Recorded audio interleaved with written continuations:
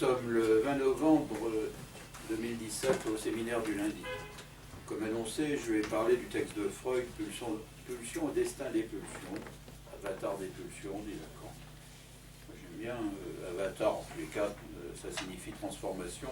Je vais plutôt axer les choses sur la transformation à partir du schéma boroprojectif. Quand même pas très au point là, pour se glisser. Bonjour. Je vais améliorer ça. Bon, donc il y a deux choses à souligner dans ce schéma. D'une part, la fonction de template que je fais jouer à la structure asphérique réduite qui fait tout lien là-dedans, qui est un clivage qui fait passage chez Freud.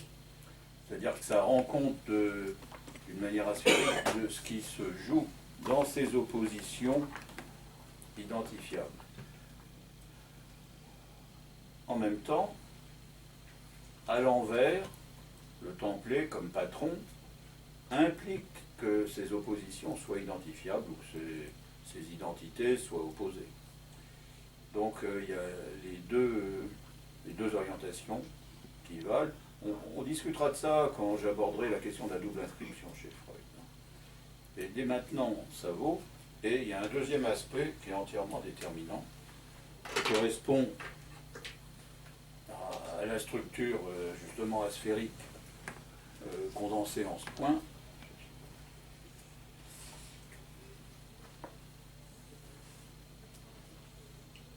Donc, ce point vaut comme un point de dessus-dessous tel que je le décide. Si je voyais ça de face, je serais plus... Je dessinerais sûrement mieux. Là, je suis vraiment dans des problèmes de parallaxe. Donc, ça souligne la structure du plan projectif. Ça vaudrait pour un cross-cap, là, dans ce seul dessin. Il n'empêche que, comme je considère qu'on n'a pas affaire à cette seule fonction, mais aussi bien à cette autre,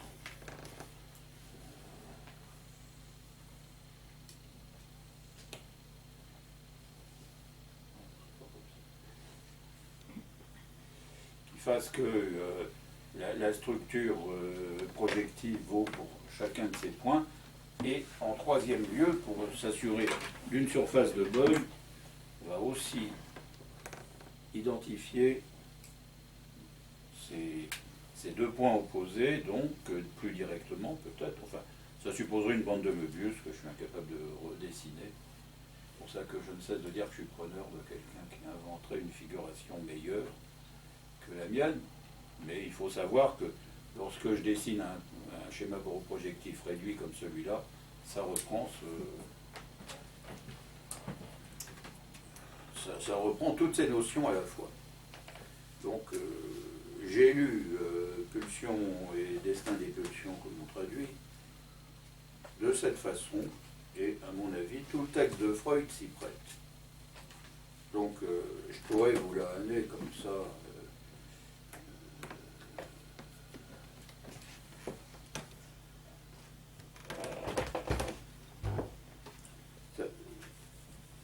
Ce sera toujours le même dessin. Et à chaque fois, on fera valoir quelque chose d'autre sur ce même dessin. La question est de savoir comment, d'un de ces modes de figuration à l'autre, ce qui s'y joue renvoie. Alors, deux choses l'une, où je fais de multiples dessins, ou vous préférez, à la demande, que je superpose tout. Je peux superposer. Mais si je superpose, ça va supprimer la difficulté qui est le passage de type de concept à d'autres, tel que Freud même indique ces passages. Donc son introduction, que j'ai longtemps pris comme quelque chose d'assez évident, qui c'était dans le sens commun en quelque sorte que Freud parlait. Ben, aujourd'hui, je ne le prends pas comme ça. Ce premier paragraphe de... Enfin, j'ose espérer que vous avez pu en lire quelque chose, en relire quelque chose. Donc, Freud pose la question des concepts fondamentaux qui sont des idées abstraites et qui sont nécessaires à l'élaboration d'une science, par rapport à ce qu'ils pointent comme étant des phénomènes qui sont l'objet de l'interprétation scientifique. Je vais vous le lire longuement, parce que, excusez-moi pour, comme ça, ces citations, la Claudia dit que c'est pénible. Une science doit être construite sur des concepts fondamentaux clairs et nettement définis. En réalité, aucune science, même la plus exacte, ne commence par de telles définitions. Le véritable commencement de toute activité scientifique consiste plutôt dans la description de phénomènes qui sont ensuite rassemblés, ordonnés et insérés, dans des relations. Donc, zusammenhang. Moi, je ne vais pas vous donner l'allemand à chaque fois, mais enfin, s'il y a des questions, j'ai le texte allemand. Donc, les relations sont là. Ce sont des relations entre les concepts fondamentaux, enfin, soit il n'y est pas encore arrivé dans ce propos, et les phénomènes. Donc, les phénomènes, ça renvoie à l'empirie, pour moi, ça renvoie à l'évidence. Il faut avoir en tête ce que dit Lacan, la différence entre l'évidence et l'évidement. Lacan disant que l'évidence s'homologue de l'évidement, c'est-à-dire que c'est une opposition qui vaut une homologie. Le terme d'homologie est peut-être bien préférable à celui que j'ai utilisé juste avant, qui est celui d'identification. Donc je continue Freud. Dans la description, déjà, on ne peut éviter d'appliquer au matériel certaines idées abstraites que l'on puise ici ou là, et certainement pas dans la seule expérience. Donc les concepts fondamentaux, je ne l'écris pas, sont des idées abstraites, et surtout ce qui vient après, dans la seule expérience actuelle, de telles idées qui deviendront les concepts fondamentaux de la science. Donc c'est un degré différent. Sont dans l'élaboration ultérieure des matériaux, phénoménaux, encore plus indispensables. Ces idées abstraites. Elles comportent d'abord nécessairement un certain degré d'indétermination, c'est le mot allemand, et il ne peut être question de cerner clairement leur contenu.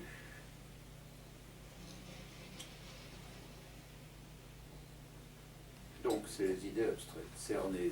Du coup, à la lecture, je ne m'étais pas arrêté à cerner, et maintenant je m'arrête à cerner.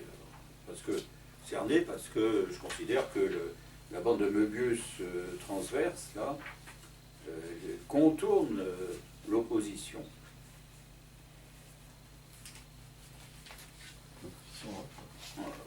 L'opposition entre ce que j'appelle, là j'ai mis concepts fondamentaux et phénomènes, ça peut être d'une manière générale récursivité et ontologie. Indétermination, ça vient juste après cerner. Indétermination, j'ai dû le souligner.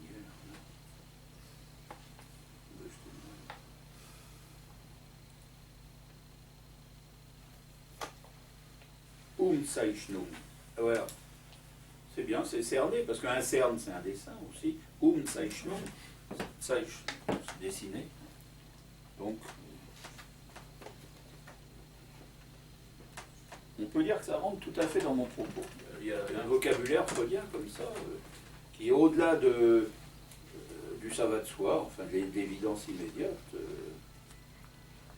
Et quand même, quand on le lit autrement, en cherchant quelque chose, il y a une drôle d'indication. Donc, aussi longtemps quelles sont ces idées abstraites,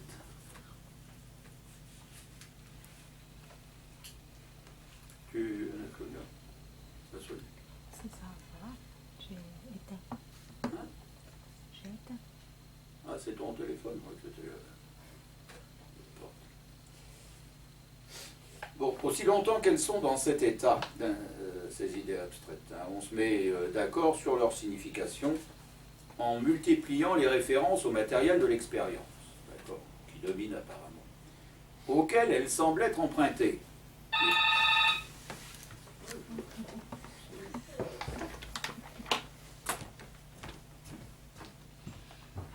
Toujours ce que dit Freud, en bon qu'ancien, il va parler de présupposition. Voraussetzung.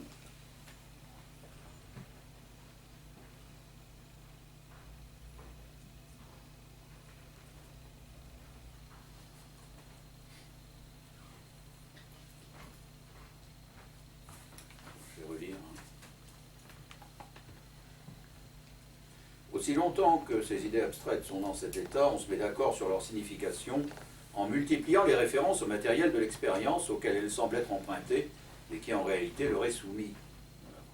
On ne voit que ce à quoi on s'est préparé à partir des idées, sans référence à la concrétude des phénomènes, c'est-à-dire du coup des idées dites abstraites, rien d'abstrait, et qui n'abstrait pas la phénoménologie de l'affaire. Elles ont donc en toute rigueur le caractère de convention, ces idées. Encore que tout dépende du fait qu'elles ne soient pas choisies arbitrairement, mais déterminées. Alors donc elles sont indéterminées, mais elles sont déterminées par leur importante relation aux matériaux empiriques. Donc il y a quand même du lien. Ça ne veut pas dire que ce soit les phénomènes qui régissent l'ensemble de l'affaire schématique, enfin l'ensemble de la structure, mais les relations, on impose pour les concepts fondamentaux et la lecture des phénomènes. Par relation, j'avais dit templé tout à l'heure, et le choix du templé, on impose pour une lecture possible, ce qui n'est pas forcément toujours le cas.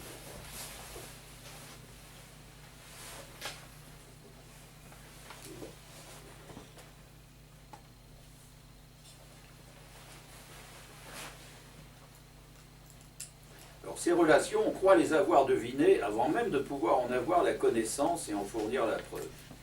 On croit les avoir devinées. Ce n'est qu'après un examen plus approfondi du domaine de phénomènes considérés que l'on peut aussi saisir plus précisément les concepts scientifiques fondamentaux. On dit bien, les concepts scientifiques fondamentaux qu'ils requièrent, et les modifier progressivement pour les rendre largement utilisables, ainsi que libres de toute contradiction. Il faut nettoyer la théorie quand même. C'est alors qu'il peut être temps de les enfermer dans des définitions. Mais le progrès de la connaissance ne tolère pas non plus de rigidité dans les définitions.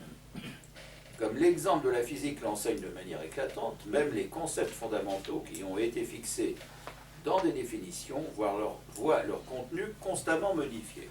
Et bien on en est là.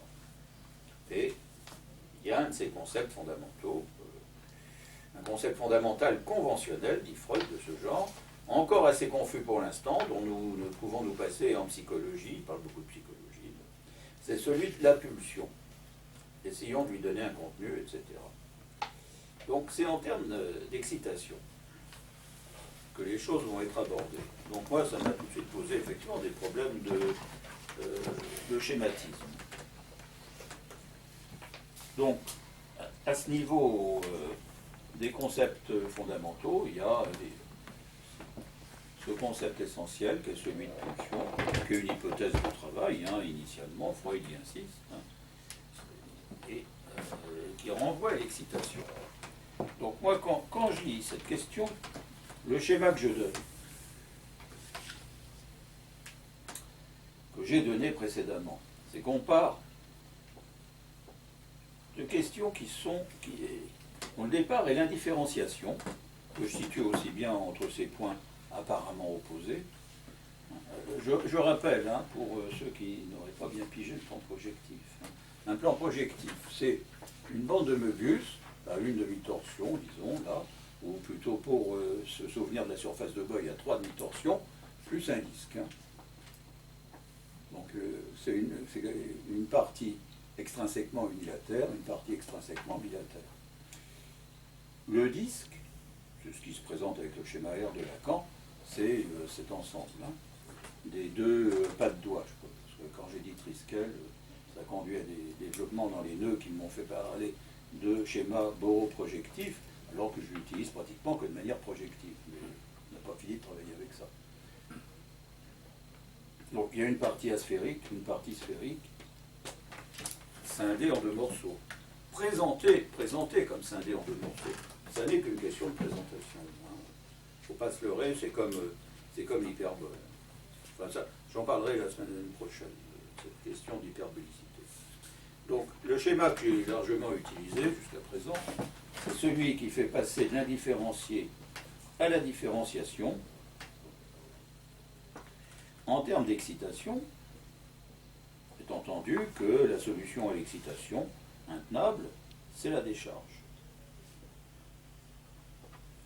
cette décharge qui supprime l'insupportable tension qu'occasionne la différence polaire entre les termes, hein, plus, moins, actif, passif, femme, ça peut dépendre de ce qu'on y met, est toujours productif de quelque chose qui vient être mis à, enfin, distingué, décalé, écarté de l'indifférenciation initiale, et qui vient donc en plus sur cette indifférenciation. Et ça, c'est un point essentiel. Ça, pour moi, c'est un schéma freudien. Hein. De cet en plus, on va tirer un certain nombre de conséquences, et le schéma va se répercuter. Bon, mon problème, là, d'emblée, là, dans cette lecture de Freud, c'est de savoir comment je vais jouxter excitation et excitation dans ce schéma mettant en jeu la productivité d'un surnuméraire et le bourreau projectif.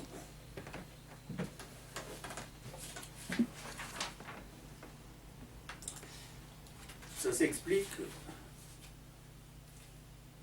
dans les discussions de Freud, à mon avis, sur ce que peut être l'excitation. Bon, je vais quand même faire plusieurs schémas.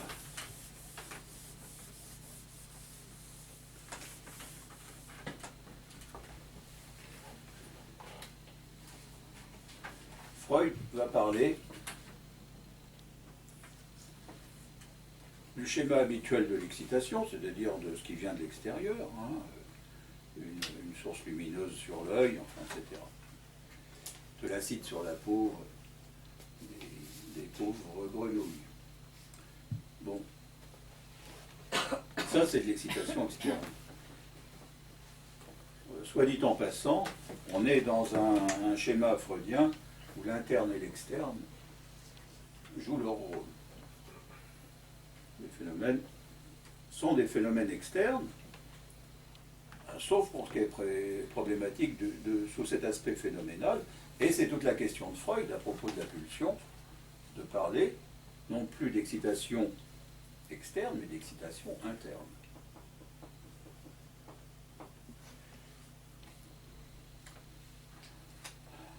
Ça, c'est son dualisme, et on voit bien comment, pour lui qui n'est pas un dialecticien nourri à la logique ou à la philosophie, quoi qu'il ait pu lire, cherche à dialectiser les choses dans un, je vais dire dans un sens, c'est pas tout à fait ça, c'est pas non plus dans un vocabulaire, selon un mode adapté, encore j'allais dire à l'objet qu'il cherche à cerner, je suis même pas sûr que ce soit ça, je dis selon un mode adapté au schématisme qu'il cherche à mettre en place. Je préfère le dire de cette façon-là. Bon. En face de l'excitation externe, et pour l'instant sans encore discuter d'excitation interne, on pourrait par exemple mettre la décharge. Donc c'est sous toute réserve que je le situe comme ça. Il y a à voir comment ça peut valoir. Ça peut valoir d'une autre façon, hein, dans une projection sur ce point essentiel, et entre autres le point de ce que Freud théorise comme fonction père. Hein. Autrement dit, la décharge prise dans le schématisme en question, ça peut correspondre à ce que Lacan appelle l'aversion vers le père. Hein, c'est-à-dire qu'il s'agit toujours de mettre en jeu un vide opératoire, disons pour s'en porter mieux. Que ce soit à partir du discours, dans l'organisation dite psychique, qui est quand même discursive, etc.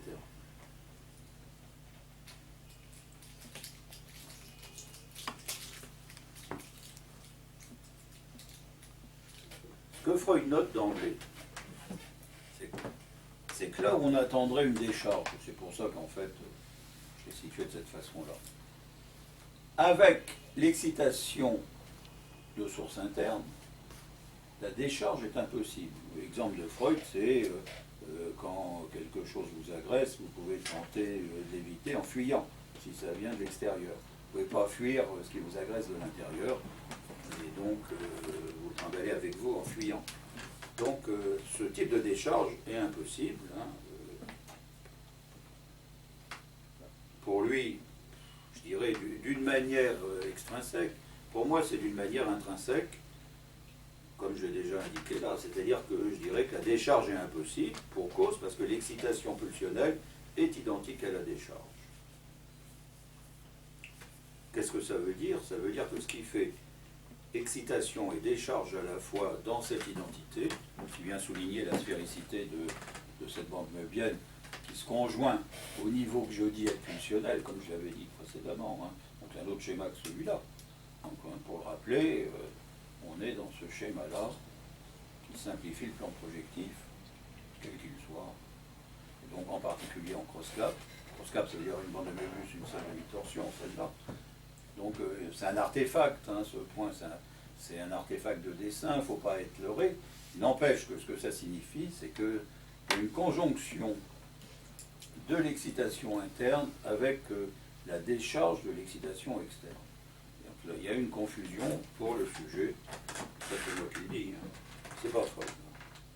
Et ça resterait à travailler. Je préfère peut-être avancer sur Freud. Il n'empêche que c'est le même genre de question qui est posée chez lui. Mais est-ce que ça veut dire que du coup il n'y a pas d'écart si l'excitation pulsionnelle est identique à la décharge? Non, il y a toujours des écarts. Il faut que je rappelle comment utiliser ces schémas-là. Parce qu'il ne faut pas être leurré par la figure elle-même. Hein. Je n'arrête pas de le dire. C'est que quand on revient sur un point,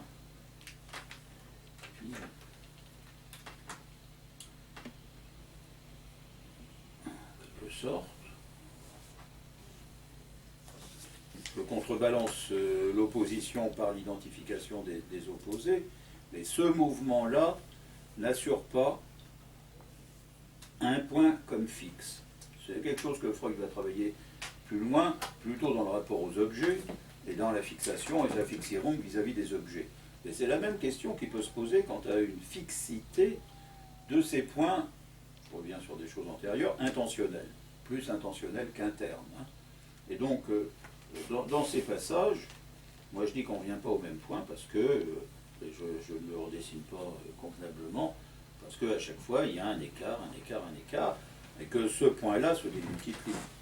Ce que je fais quand je dessine les choses comme ça, selon les trois axes d'un nœud borroméen qui se reprennent d'une manière intentionnelle, où déjà l'intentionnalité comme une fonction phallique, c'est la même chose que la fonction P, vaut comme grand 1, S de grand A barré, S1, mais à chaque fois, surtout, quand je prolonge, bah, j'ai des écarts avec lesquels compter, etc. Donc que ce soit les points extensionnels ou les points intentionnels, ils ne sont jamais exactement identiques à eux-mêmes. Aucun signifiant n'étant identique à soi-même, les signifiants se prolongeant toujours dans leur rapport avec un autre signifiant, on ne peut jamais retomber sur un point d'identité. La mémoire n'est pas un point d'identité, etc. Du coup, Oui. comment ça s'articule justement cette production d'écart, hein, c'est toujours au point, qui n'est pas fixé? Il faut lire tout l'article. Oui. Et le côté sphérique des pas de doigts, ça s'articule dans une identité de la sphéricité et de la sphéricité. C'est pas, ben oui, c'est toujours le même discours. Le dessin a l'air de les distinguer, c'est juste du semblant. Il y a la sphéricité extrinsèque, externe, extensionnelle, telle qu'elle est représentée, n'est que la différence locale d'une unarité globale.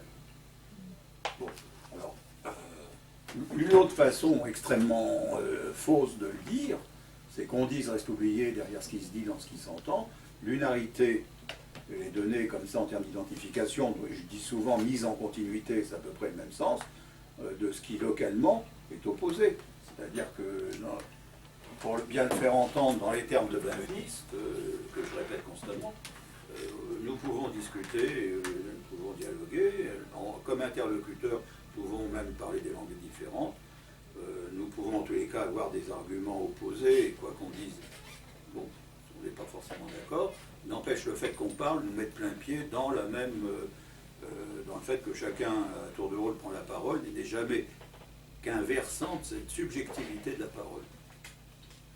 Donc un interlocuteur, c'est pas un sujet, un interlocuteur, c'est un versant de cette subjectivité qui s'échange au fur et à mesure du discours tenu, c'est-à-dire de la parole qui se développe, et donc ça avance encore. C'est pour ça que je préfère un schéma hélicoïdal plutôt qu'une bande de Möbius, là encore par trop fixiste, pour l'intentionnalité. Non mais je suis en train de dire, là, mais je répète des choses sur lesquelles j'insiste régulièrement, je suis en train de dire tout le texte de Freud ne fait qu'expliquer ça. Donc je vous invite à le dire comme ça, parce que si vous y tenez, il faudra au moins 2 séances, et c'est pas plus, surtout si j'en lis beaucoup. Mais donc, pratiquement toutes les questions, elles sont développées de cette façon-là. Moi, j'ai la vieille édition de la NRF, enfin déjà traduit, c'est une traduction de la Plancher de Montalis, hein. C'est pas une traduction des années 30. Donc, dans mon édition qui doit être de 68, c'est comme ça.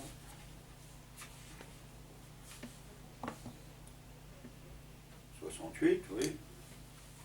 Donc, page 16 de la petite collection idées.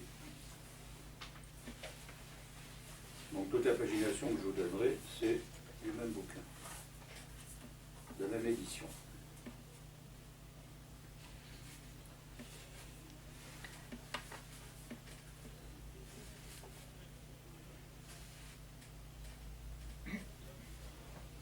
Les excitations externes n'imposent qu'une seule tâche, se soustraire à elles, ce qui se fait par des mouvements musculaires dont l'un finit par atteindre le but.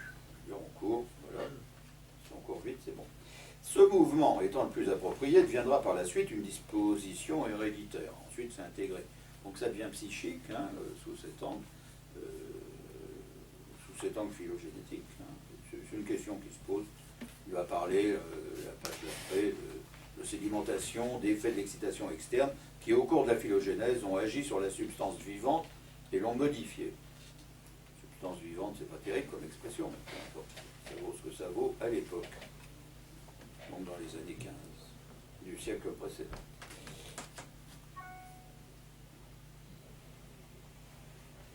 Donc les excitations pulsionnelles, par contre, hein, qui ont leur origine à l'intérieur de l'organisme, ne peuvent être liquidées par ce mécanisme de fuite. Elles soumettent donc le système nerveux à des exigences beaucoup plus élevées.